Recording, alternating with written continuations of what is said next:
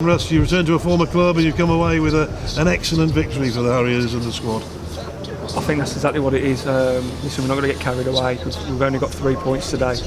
But all the pre-season's been built up for the first game, effectively. So, yeah, we'll go back very happy.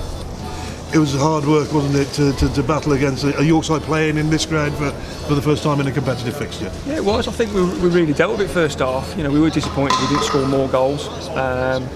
And then, you know, the information at half-time I thought was correct, and within 38 seconds it's 1-1 and you're just banging your heads together thinking, you know, why oh why? And then they had a real good spell for 20 minutes where we were really under the cosh. We had to change a few things around, put a couple of big headers on, who were excellent, Alex Penny and Lewis Montrose. And we grew into the game again, and I thought every attack we looked like scoring.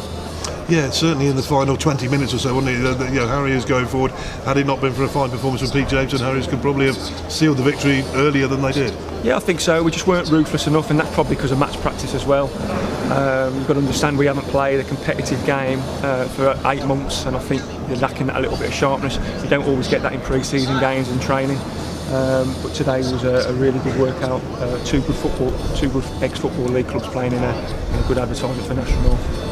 Obviously the one big thing as well, playing in front of a crowd. Oh, it's fantastic. I think we brought up 150 to 200 today, and you could hear them over the York fans for me. And we've got to give them that belief this season that we've got to be competitive in every single game. I said yesterday I'm not going to be arrogant about it, but I believe going into every game we can win. And we've just got to take each game as it comes. It's a good thing to get off to winning ways, though, isn't it? You know, it sort of it eases a little bit of the pressures. Listen,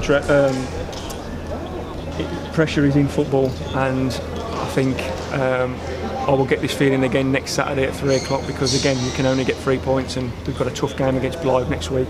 They are not the Blythe of old. They are competitive again, and they've got a good squad. So you know, we've got to be really on it next week. But you'll be happy travelling back home today, though? Well, yeah, because listen, you work all week for these results, so I'll enjoy tonight, and then it's back on the work tomorrow, and fully focus on Blythe. Well, thanks very much for coming up, Russ. Can I just give a shout out?